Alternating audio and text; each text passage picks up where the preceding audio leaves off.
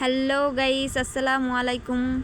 Welcome to my new blog. তো আজকে আমি এই বড় ব্লগটা থেকে আপনাদের সাথে শুরু করছি। আজকে আপনাদের কাছে শেয়ার করব একটা নতুন রেসিপিটা হচ্ছে চিকেন ফ্রাই।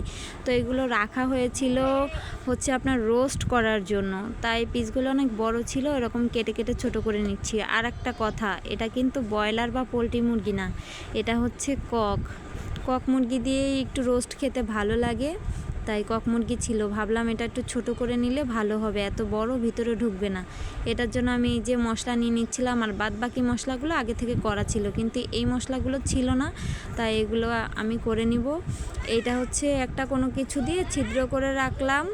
আর এই যে দেখেন সব ধরনের মশলা দিয়ে এটা এখন ম্যারিনেট করে রাখবো। আদা, জিরা, রসুন বাটা, আপনার ধনিয়া বাটা, শাহি জিরা, তারপরে বাদ বাকি। আর লেবুটা তো দিতেই হবে, এটা স্কিপ করা যাবে না, এটা অবশ্যই আপনার মাস্ট বি লাগবে, চলবে, বুঝছেন। তো এটা দিয়ে আমি কিছুক্ষণ ম্যারিনেট করে রাখবো। এখন যাব হচ্ছে এটার জন্য, যে উপরে ভিতরে কোট করে নিতে হবে, এটার জন্য আমি রেডি করতেছি। এখানে শুধু আটা দিলে বা ময়দা দিলে নরম হয়ে যাবে, যেহেতু আমরা এটা দোকানের না, ঘরে খাবো, তাই হচ্ছে চালের গুঁড়া আর আটা মিক্স করে করেছি, যাতে একটু মুচমুচে হয়।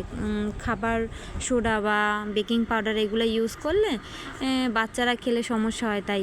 আর এখানে আপনি এটার সাথে একটু মশলা রেডি করে নিতে পারেন, ঝালের গুঁড়া, একটু চাট মশলা, লবণ স্বাদ মতো দিয়ে আপনি এটারে রেডি করবেন। পরে যে ম্যারিনেট করা মাংসটাও, আপনারা একটা জিনিস, হলুদ চাইলে দিতে পারেন, না চাইলে স্কিপ করতে পারেন, ব্যাপার না।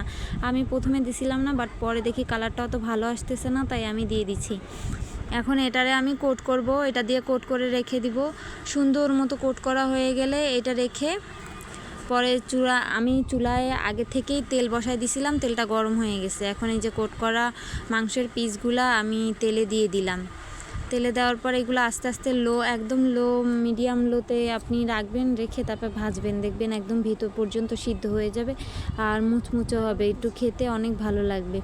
এই যে দেখেন কালারটা কেমন হয়ে গেছে,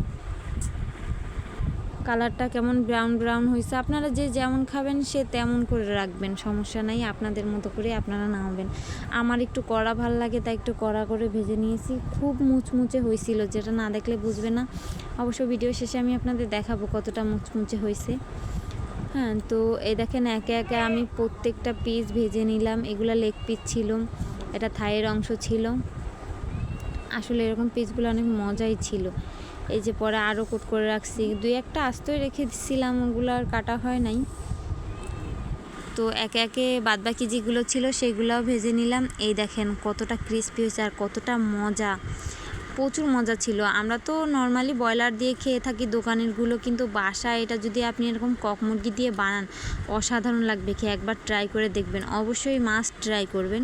এ দেখেন কতটা মুচমুচে, দেখলেই এটা অনেকক্ষণ পর্যন্ত আপনার মুচমুচে থাকবে। এটা সাধারণ দোকানে যেমন নরম হয়ে যায় পরে, এটা এমন হবে না, এটা